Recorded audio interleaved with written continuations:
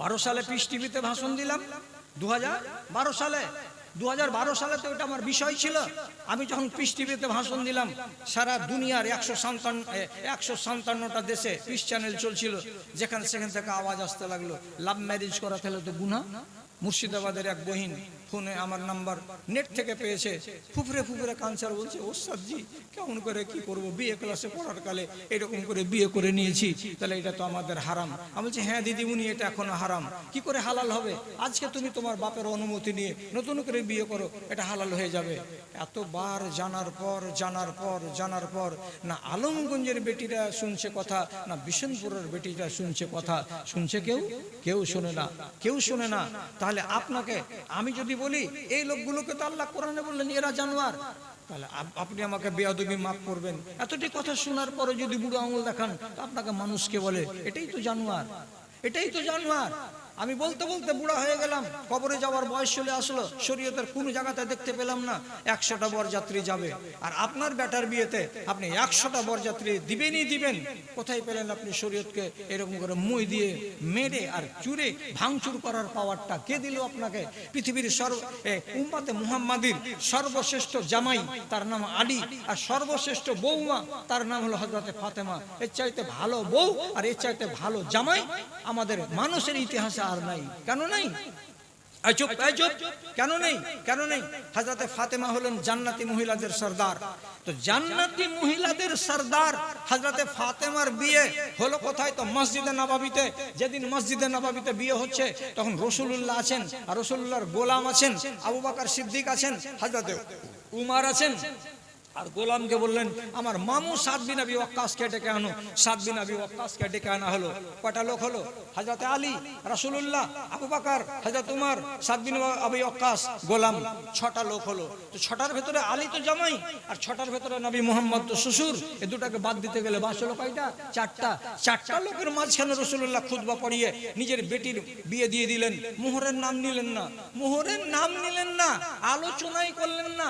8 দিন পরে হযরত আলী বলছেন, সহি হাদিস বলছি, আলমগঞ্জের লোক আর দ্বিতীয়বার এখানে আসতে পারবো কিনা আমি জানি না।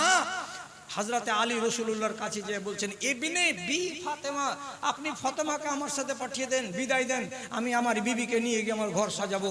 রাসূলুল্লাহ বললেন, মোহর দাও, মোহর দিয়ে বেটি নিয়ে যাও।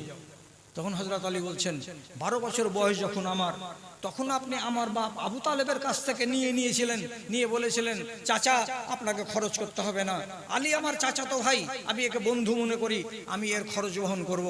আজ আমার বয়স 22 বছর, এতদিন ধরে আপনি লুঙ্গি দিলেন, কাপড় দিলেন, গেঞ্জি দিলেন, জুতা দিলেন, স্যান্ডেল দিলেন, পেটের খাবার দিলেন, আজকে বেটি দিয়ে আমাকে জামাই বানালেন, আর আজকে আপনি আমাকে বলছেন মোহর দাও। আমি কোথায় পাবো মোহর? আমার তো টাকা নাই, পয়সা নাই। রাসূলুল্লাহ বললেন, তুমি একটা ইসলামের মিলিটারি, এই জন্য তোমাকে বাইতুল মাল থেকে একটা পোশাক দেওয়া হয়েছে। পোশাকটার নাম হলো বর্ম। জলদি করে বলেন, ভাই আমার বড় ভাই, বর্ম বুঝতে পারলেন? বর্ম বুঝতে পারলেন না? তারের তৈরি করা জালি জামা, তারের তৈরি করা জালি এরকম জামা, এটাকে গায়ে দিয়ে মিলিটারিরা যুদ্ধের ময়দানে লড়বে, তরবারি গায়ের উপরে লাগবে না, এটাকে বলে বর্ম। তো তোমাকে একটা বর্ম দেওয়া হয়েছে, বর্মটার নাম হলো হোতাইমি বর্ম। এই হোতাইমি বর্মটা তুমি এনে দাও আমার বেটির মোহরানা। হোতাইমি বর্মকে তখনকার বাজারে 6 দিরহামে কিনতে পাওয়া যায়। কয় দিরহাম? 6 দিরহাম। 6 দিরহামের হোতাইমি বর্ম হযরত আলী বাড়ি থেকে আনলেন, এলে রাসূলুল্লাহর কাছে এমনি করে রেখে দিলেন। তখন রাসূলুল্লাহ ওটাকে হাতে করে আগনাতে নিয়ে গিয়ে বেটিকে বলছেন, বেটি ফাতেমা, আমার জামাইবাবু গরিব, বেশি মুখটাকে ভারী করিস না মা, এটাকে কবুল করে নে। এই হোতাইমি বর্মটাকে তোমার মোহরানা দেওয়া হলো, এই মোহরের বিনিময়ে তুমি হযরত আলীর সাথে চলে যাও, হাঁটতে হাঁটতে আমি তোমাকে বিদায় দিলাম। হযরত আলী নিজের স্ত্রীকে নিয়ে বাড়ি চলে গেলেন। পৃথিবীর শ্রেষ্ঠ বিবাহ, পৃথিবীর শ্রেষ্ঠ দম্পতি, এরা দুজনের বিয়ে হলো একটা মাত্র 6 দিরহামের হোতাইমি বর্ম দিয়ে। আর বরযাত্রী কটা হলো? তো মসজিদে মোট 4টা লোকের ভিতরে বিয়ে হয়ে গেল। আপনার বেটি আর আপনার বেটা কোন চাট, কোন ক্ষেতের মূলে? মনমোহন সিং এর কি নিজের ভাগ না যে আর ইজ্জত খালি উপরে উপরে পড়ে যাচ্ছে বাসন থেকে, যে আপনি তার বিয়েতে নিয়ে চলে গেলেন 100টা বরযাত্রী। আলেমেরা ওয়াজ করবে তারপরে শুনবেন না, মানবেন না, তো ওয়াজ শুনতে কেন আসবেন? আর ওয়াজ করার জন্য মৌলবীদেরকে কে কিসের জন্য আপনি ডাকবেন? তারপরে বরযাত্রীতে যাবে 20টা বেটি ছেলে, 20টা বেটি ছেলে না হলে বরযাত্রী বানাবে না।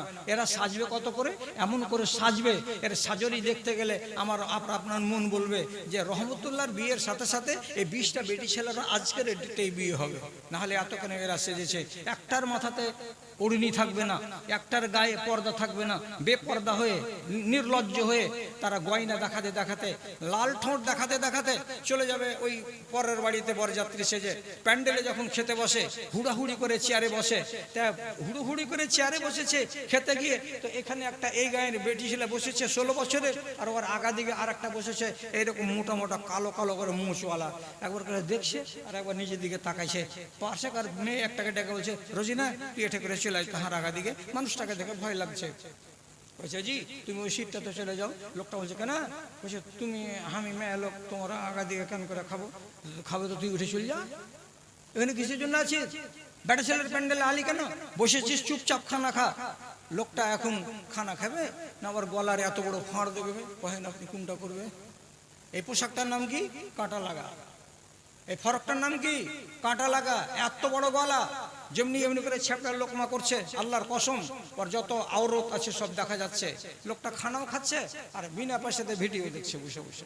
হাই নির্লজ্জ, তুমি খাচ্ছ কেমন করে একটা এই আজনাবি বেটা ছেলের সামনে? তুমি একটা মেয়ে ছেলে, তোমাকে একটু হায়া শরম লাগে না? কি করে তুমি এটা কাজ করতে গেলে? তো বলছে তুমি ওয়াজ করো, তোমার কাজ হলো ওয়াজ করা, আর কি করব না করবো এটা হলো আমাদের ব্যক্তি স্বাধীনতা। ঠিকই আছে, তুমি যেদিন মরে যাবা সেদিন বদরুদ্দোজার মতন মৌলবি তোমার জানাজাতে আসবে না। কেন? আমি জানি যে জমশেদের বেটি পাক্কা লম্পট, এর মতো মেয়ে ছেলের জন্য জানাজার নামাজ নাই। কি বড্ড কড়া লাগছে, তো বড্ড কড়া লাগছে, বয়কট ডেকে দিন। আর আপনাকে বলেছি যে এই লোকগুলোকে আল্লাহ তাআলা কোরআনে বললেন এরা হলো জানোয়ার। তারপরে বলছি এই মুলবি সাহেবটা এই আপনাকে বাহির করে দিবে। সূরা আনফালের ভিতরে লেখা আছে, সূরা আনফালের ভিতরে লেখা আছে, ইন্না শাররাদ দাওয়াবে ইনদাল্লাহি আসুম্মু আল বুকুমু আল্লাজি আসুমুল বুকুমু লা ইয়াকিলুন। সব থেকে পৃথিবীতে জঘন্য জানোয়ার কে? সব থেকে পৃথিবীতে জঘন্য জানোয়ার কে? আওয়াজ করুন কে? একটা সব থেকে নোংরা জানোয়ারের নাম বলুন। শুয়োর, আপনি একটা বলেন, আর মনে পড়ে না? কত লোক ভাই বলে যে কুত্তা। জানোয়ারের ভিতরে ভালো মন্দ আছে, কথা বুঝলেন তো? সব থেকে ফজিলতের জানোয়ার হলো উট। কি বললাম? সব থেকে ফজিলতের জানোয়ার হলো উট। কেন ফজিলতের? উটের যদি পিসাব 8 দিন সকালবেলায় খালি পেটে 1 গ্লাস করে পান করো, কামলা রোগ সেরে যাবে। কে বলেছেন? নবী মুহাম্মদ মুস্তাফা বলুন সাল্লাল্লাহু আলাইহি ওয়াসাল্লাম। উটের দুধ 8 দিন সকাল আর বিকাল কাঁচা কাঁচা করে গ্লাসে যদি ভর্তি করে কেউ পান করে, তাহলে ওই লোকটাকে কামলার রোগ হতে গেলে কামলা রোগ সরে যাবে। এটা কে বলেছেন? নবী মুহাম্মদ মুস্তাফা সাল্লাল্লাহু আলাইহি ওয়াসাল্লাম। আবার বলছি উটের ফজিলত কত আছে, উট জীবনে হারায় না। যেখানেই যাক না কেন আপনার বাড়ি চিনবে, 3 দিন পরে হলো বাড়ি ফিরে আসবে। এমনই একটা ওফাদার জানোয়ার। উটকে যদি আপনি খেতে না দেন তো উট চেঁচাবে না, মুজলুম দাঁড়িয়ে থাকবে। উটের গলাতে রশি দিতে হয় না। আর উটকে আপনি যদি নিয়ন্ত্রণ করতে চান তো যেটা পালের ভেতরে বড় উট, ওই বড় উটটাকে আপনি ডেকে আনবেন, আর আনার পরে ওর আগেকার পাটাকে এরকম করে নিয়ে এইভাবে দৌড়িয়ে দিবে, আর দিয়ে এই জায়গাটাতে ঘিরে দিয়ে দিবে। 3টা পায়ের ভরে দাঁড়িয়ে থাকবে। হেড উট যদি দাঁড়িয়ে থাকে তো ওই পালের 50টা উটকে আর দড়িও লাগবে না, খড়িও লাগবে না, চুপচাপ আর মালিকের চারিদিকে দাঁড়িয়ে থাকবে। ওরা এদিক ওদিক কোথাও পালাবে না। এক আল্লাহ তাআলা এত ফজিলতের করেছে। কুত্তা ফজিলতের কম নয়। কুত্তা একবার নাপাক, কুত্তা আর একবার কাজের। কেমন করে কাজের? রাসূলুল্লাহ বলছেন, মানিকতানা কালবান ইল্লা কালবা মাশিয়াতিন আও জারিইন নুকসা মিন আমালিহি কুল্লা ইয়াউমিন কিরাতানে। কোন মানুষ যদি একটা খেঁকি কুত্তি পুষে, কোনো কাম দেয় না, তাহলে ওর নেকি থেকে প্রত্যেক দিন 2 কিরাত করে আল্লাহ তাআলা কেটে নেবেন। এ কুত্তি কিসের জন্য পুষেছো তুমি? আর যদি এটা কি বলে শিকারি কুকুর থাকে, শিকারি কুত্তি থাকে, তাহলে পরে শিকারি কুত্তা আর কুত্তি পুষতে আপনাকে মানা করা হয়নি। যে কুত্তাগুলো কি করবে? আপনার ছাগল ভেড়ার হেফাজত করবে, আপনার কাঁড়ি পালার হেফাজত করবে, আপনার বাড়ির হেফাজত করবে। এরকম কুকুর দুনিয়াতে আছে, রাসূলুল্লাহর যুগে ছিল। আর বরকত কতটা আছে জানেন? আপনি একটা খরগোশ দেখতে পেলেন, আর দেখার পরে আপনি খরগোশটা ধরবেন, আর ধরার পরে আর গোশত খাবেন খরগোশকে। আপনার শিকারী কুকুরকে বলছেন লে লে লে লে লে লে লে ধর ধর ধর ধর ধর ধর, আর কুকুর যেমনি আপনি এরকম লে লে লে করে ছাড়লেন, আপনি বলে দিলেন বিসমিল্লাহে আল্লাহু আকবার। কি বললেন? বিসমিল্লাহে আল্লাহু আকবার। কুকুর দৌড়ে গিয়ে খরগোশকে কামড়ে নিয়ে চলে আসছে, এসে যদি রাখলো আপনার সামনে, তো খরগোশ হ্যাঁ মরে গেছে। খাবেন না খাবেন না? জলদি বলেন, খাবেন না খাবেন না? কথা বলেন না সাদা পাগড়ি। খাবো না কেন? জানোয়ারটা মরে গেছে। না, আমি বলছি খাবেন। জানোয়ারটা মরে গেলেও খাওয়া যাবে, কেন? শিকারী কুকুরে ধরে এনেছে, আর আপনি তাকে আগে কি বলেছিলেন? বিসমিল্লাহে আল্লাহু আকবার। কুকুরের ফজিলত নেই? একটা মুন্সি বলবে ছি ছি ছি ছি ছি ছি, মসজিদের বারান্দাতে কুকুর দৌড়িয়ে চলে গেল রে, মসজিদ নাপাক, ধো ধো ধো, মসজিদ থেকে বারান্দা খান ধো, মসজিদ নাপাক হবে না। কুকুরের পা যদি শুকনো থাকে আর মুসাল্লার ওপর দিয়ে যদি দৌড়িয়ে চলে যায়, নাপাক হবে না। কুকুরের গা যদি আপনার কাপড়ে লেগে যায়, যদি শরীর তার শুকনো থাকে, নাপাক হবে না। কুকুরের লাল লেগে যায়, নাপাক হবে। কুকুরের পিসাব লেগে যায়, নাপাক হয়ে যাবে।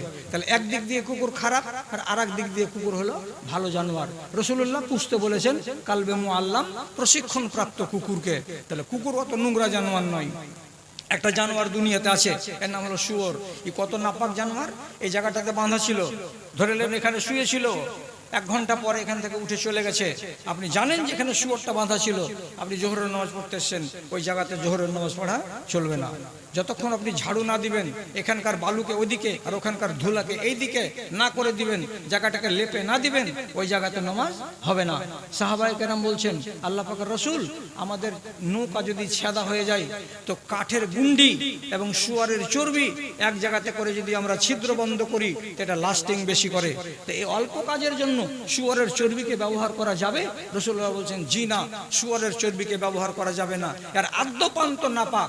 অতএব সবচাইতে পৃথিবীর জঘন্য জানোয়ার কোনটা? তো এই শুয়ারটা। এবার আপনাকে আল্লাহ তাআলা সূরা আনফালে বললেন ইন্না শাররাদ দাওয়াবি ইন্নাল্লাহি, পৃথিবীতে সবচাইতে নোংরা জানোয়ার কোনটা? কোনটা জানোয়ার? তো বলছেন আসুম্মু আল বুকুমু আল্লাযী লা ইয়াকিলুন, যে বহিরা আর যে গোঙা, যে আকল রাখে না, এই জানোয়ারটা হলো সবচেয়ে নোংরা জানোয়ার। এখন এর তরজমাতে আপনি বলবেন তাহলে সুর সব থেকে নোংরা জানোয়ার। ওর তরজমাতে দুনিয়ার মুফাসসির বলছে সবচাইতে নোংরা জানোয়ার শুয়োর নয়, সবচাইতে পৃথিবীর নোংরা জানোয়ার ওই মানুষটা যার কান আছে শুনে কিন্তু কাজে লাগায় না, যার চোখ আছে চোখ দিয়ে কাজে লাগায় না, এবং যার বিবেক আছে বিবেকটাকে কাজে লাগায় না। এইটা হলো সবচাইতে আল্লাহর নজরে নোংরা জানোয়ার। তাহলে পৃথিবীর সবচাইতে শ্রেষ্ঠ জানোয়ারের নাম ইনসান, আর পৃথিবীর সবচাইতে নোংরা জানোয়ারের নাম ইনসান। কিসের দোষে হলো এমন?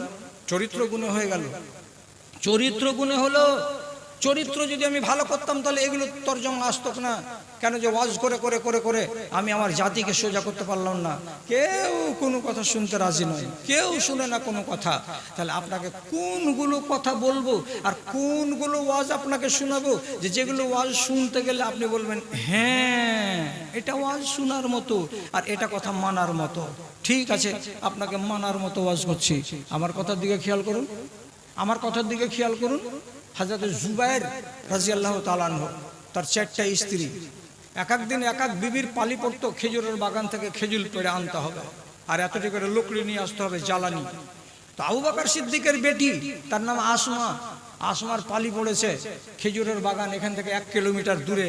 স্বামীর বাগান থেকে খেজুর পেড়ে আর এতটি লকড়ি নিয়ে এই প্রখর রোদ্রে হাঁটতে হাঁটতে হাঁটতে হাঁটতে বাড়ি চলে আসছেন কে? হযরত আসমা। হযরত আসমাকে রাসূলুল্লাহ চলে আসছিলেন কোথা থেকে? উঠে চড়ে।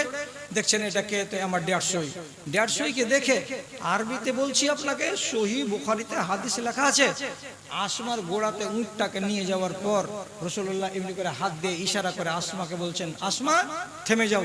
আর তারপরে উটের লাগামটাকে টেনে আরবিতে বলছে ইখ ইখ, বসো বসো, বসে যাও উট, তুমি বসে যাও। উটটা বসে গেল।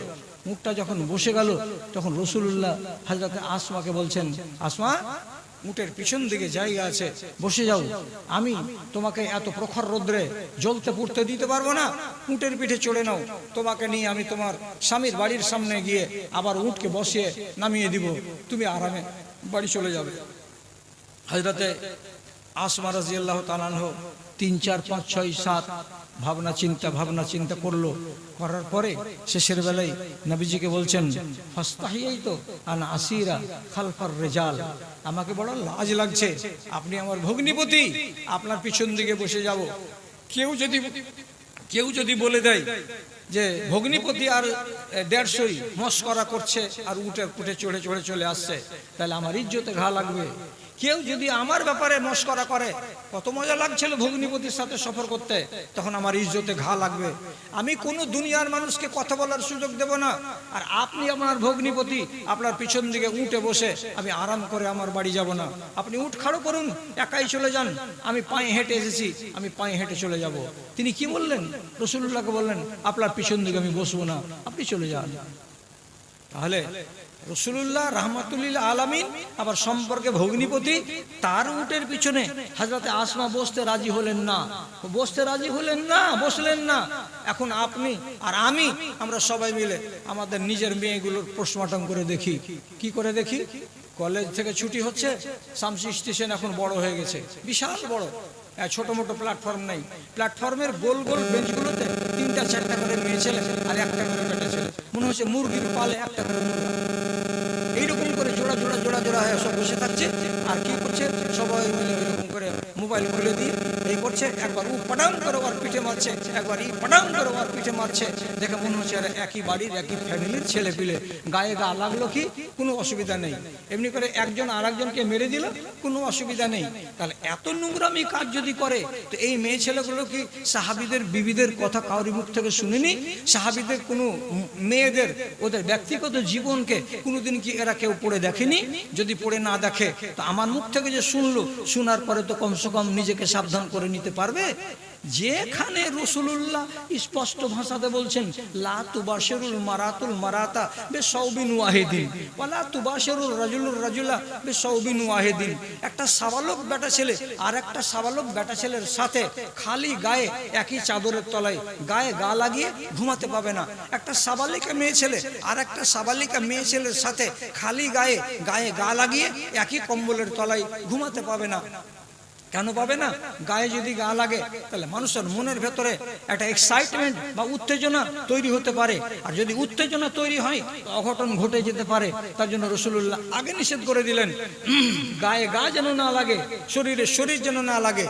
আর তারপরে মুসনাদে আহমদের হাদিসে লেখা আছে, তোমার নিজের ছেলে পিলে, একটার বয়স 3 বছর, একটার বয়স 5 বছর, একটার বয়স 7 বছর, একটার বয়স 9 বছর, 8 বছর, এরকম একটা বিশাল বড় 7x5 সাইজের ছাপের খাটে শুয়ে থাকছে। এরা ভাই বোন, শুয়ে থাক, ভালো কথা। একটা কম্বল গায়ে দিয়ে শুয়ে আছে। আমরা গরিবের ছেলে এইভাবে শুয়ে থেকেছি ছোটকালে।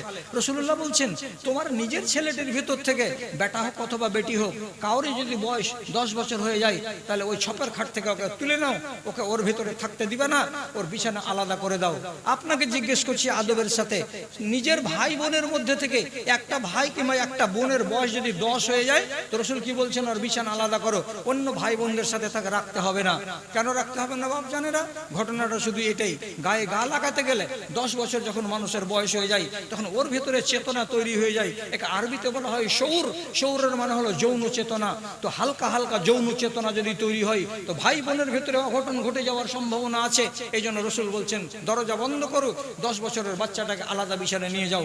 একটা ছেলে আর একটা ছেলের পাশে ঘুমাবে না। কেন ঘুমাবে না? যৌন চেতনা জেগে যেতে গেলে ওইখানে অন্যায় কাজ হতে পারে, গুনাহগার হয়ে যাবে দুজনই। অতএব দরজা বন্ধ করো।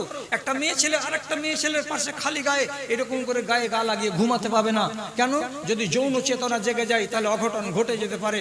এই জন্য তুমিও বদনাম হবে না, আর ওই মেয়েটিও বদনাম হবে না। দরজা বন্ধ করো, আলাদা আলাদা হয়ে শুয়ে থাকো। এত সুন্দর সুন্দর ফরমান রাসূল করিম সাল্লাল্লাহু আলাইহি সাল্লাম আমাদেরকে দিয়ে গেছেন যে আমি ছুঁতে পাবো না। এবার আমি বলছি, আলমগঞ্জের মেয়ে ছেলে কসম খেয়ে বলুক, কালিয়াচকের লোক যখন চাদর বিক্রি করতে আসে, তখন চাদর তুমি নিজের হাতে মাপো না কালিয়াচকের লোকটা তোমাকে মেপে দেয়? আমি মেপে লিব, যাও ভাই 4.5 হাত রে বাবা, তুমি আমাকে মেপে, তোমার কথা শুনো, আমি মাপবো, তুমি ধরো মাথা। এক মাথা ধরে আছে কালিয়াচকের চাদরওয়ালা, আর আরেক মাথা ধরে আছে আপনার বেটি। 1 হাত, 2 হাত, 3 হাত, 4 হাত করে যখন 4.5 বেলা এলো, তখন এই আপনার বেটির সুন্দর ফর্সা দগদগে সাদা হাতখানা এমনি করে যখন 5 নম্বর হাত ফেললো, তা আধখানি চাদরে পড়লো আর আধখানি ওর খালাতো ভাইয়ের হাতে যা পড়লো। এটা ভালো কাজ হয়ে গেল? কেন লাগলো? একটা আজনবীর গায়ে হাত ততবার লাগলো কেন? এটা অসম্ভব, এটা জীবনে কোনোদিন হবে না। আর আপনার বেটার বিয়ে লাগলো, তো পূরব টলার মেয়ে ছেলে এসে রাতের বেলায় 3 ঘন্টা ধরে তাকে হলুদ মাখিয়ে সুন্দর করে পিঠ লেড়া দিল আর পা লেড়া দিল। আর হলুদ মাখাবার জন্য পিঠের গিদ আলাদা, পেটের গিদ আলাদা, মাথার চুলের গিদ আলাদা, আলাদা আলাদা করে গিদ গেহে দিয়ে ছেলেটাকে সারাটা শরীরকে একবারে হইন্যা ব্রাহ্মণ বানিয়ে দিয়ে থুইয়া তারপরে গেল, চাষিকে কেন তোমার ছেলেকে সাইজ করে দিয়েছি। আচ্ছা, এটা কে তোমার? আপনি বলবেন তাহলে হলদি মাখা কি হারাম? না, তুমি মাখো না 20 বার করে। মাখাবে কে? তোমার মা মাখাবে। মাখাবে কে? তোমার নিজের বোন মাখাবে। মাখাবে কে? তোমার ফুফু মাখাবে। মাখাবে কে? তোমার খালা মাখাবে। মাখাবে কে? তোমার নানি মাখাবে। মাখাবে কে? তোমার দাদি মাখাবে। মাখাবে কে? ওই নারী মাখাবে যেই নারীকে তুমি জীবনে বিয়ে করতে পারবে না, ওই নারীগুলো মাখাবে। আর যেই নারীকে তোমার বিয়ে করা জায়েজ আছে, ওই নারী তোমার গায়ে হাত লাগাতে পাবে না। খালাতো বোন আপনাকে হলদি লাগাতে পাবে না? পাবে না। মামাতো বোন আপনার গায়ে হলদি লাগাতে পাবে না? পাবে না। ফুফাতো বোন পাবে না? পাবে না। উত্তর মাথার জমশেদের বেটি আপনার গায়ে হাত লাগাতে পাবে না? পাবে না। দক্ষিণ মাথার এজাবুলের বেটি লাগাতে পাবে না? পাবে না। কেন পাবে না? এগুলোর সাথে বিয়ে করা আপনার হালাল আছে। যার সাথে আপনার বিয়ে করা হালাল, তার হাত আপনার গায়ে লাগবে না। মানে আপনি মানেন না, এরা মানে, ইও মানে না, ইও মানে না, তো মানবে না তো তোমরা কিসের জন্য জালসা শুনতে আসো? তোমাকে কে ডাকলো এখানে জালসা শুনতে? দাদা, অনেক কথা শোনা হয়ে গেল। আপনি মনে মনে বলবেন তুমি কোথায় যাও, ভোর রাতের আজান যখন হবে তখন আমরা উঠবো এখান থেকে। ওটা করিও না। কেন? যে গুদুড়ি লাঠি আছে আমার এই 4 দিন থেকে, আর তার উপরে কালকে এই বর্ষাতে ভিজার পর থেকে আবার জ্বর। আমি সুর দিয়ে ঠেরে ঠেরে আস্তে আস্তে আস্তে আস্তে করে ওয়াজ করি, কিন্তু ও নিয়মটাকে পাল্টে দিয়ে আর ঝড়ের মতন করে বুকে চলে যাচ্ছি, ঝড়ের মতন করে বুকে চলে যাচ্ছি। আর বকবো না। কথাটা হলো এই, কথাটা হলো এই, আপনার কাছে যে অন্তরটা আছে আল্লাহ তাআলা পাক অন্তর দিয়েছেন, পাক অন্তর দিয়েছেন। এই শুনেন, এই পাক অন্তর আল্লাহকে ঘুরিয়ে দিতে হবে। বুঝতে পারলেন না? পাক অন্তর আপনাকে ঘুরিয়ে দিতে হবে, আল্লাহ জমা নিবে। অন্তরটা, রুহটা কোনখান থেকে এসেছে? আসমান থেকে এসেছে। মরার পরে ওই রুহটা আল্লাহ তাআলার কাছে চলে যাবে আসমানে। আপনাকে আল্লাহ পাক রুহ দিয়েছে, পাক ফিরিয়ে দিবেন। বলে নাপাক যদি হয়, আল্লাহর কসম, এই ছেলে থাম থাম রে, এই ছেলে থাম, এই শেষ করে দিলাম তো, শেষ করে দিয়েছি। আরে মোবাইলটা দেখো, মোবাইলটা একবার দেখো, পজিশনটা দেখো। তো বলছি, আপনি যদি আপনার এই আত্মাটাকে নাপাক করে দেন, তো রুহ কবজ হওয়ার পর আল্লাহর ফেরেশতারা জমা করতে নিয়ে যাবে যেখান থেকে এসেছিল রুহটা। তো রুহ থেকে দুর্গন্ধ বেরোবে, আসমানের দরজা খুলবে না, তখন ওই ফেরেশতারা রুহটাকে আছাড় মেরে ফেলে দিবে। ও রুহ চলে যাবে মাটির তলায়, জায়গাটার নাম হলো সিজ্জিন। যাওয়ার কথা ছিল ইল্লিনে, চলে গেল সিজ্জিনে। যদি আল্লাহ রুহ আপনার ফেরত ঠিকঠাক করে না নেয়, আপনার তকদিরে আগুন জ্বলে গেল, আগুন জ্বলে গেল ভাইজান। কাজে রুহটাকে দাগদার করবেন না। দাগ কিসে হয়? একটা অপরাধ করতে গেলে দাগদার হয়ে যাবে, 5টা অপরাধ করতে গেলে দাগদার হয়ে যাবে। আর এই দাগি রুহ আল্লাহ বলছেন আমি ভালো দিয়েছি, ভালো আমাকে ফেরত দাও, খারাপ দিতে গেলে আমি নিব না। আর আল্লাহ যদি জমা না নেন, তাহলে আপনার কপাল ভালো হবে না। এই জন্য যতটি খালা বসে আছে, যতটি মা বসে আছে, ভাইরা আর বাপেরা, মাত্র 60 বছরের জীবনী, তার ভেতরে 15 বছর এদিকে এলোমেলো গেল, আর 40-এর অধিকগুলো তো বুড়া বয়স। এই মধ্যেকার বয়সটিকে আল্লাহর রাস্তায় হেফাজত করুন, আর এগুলোকে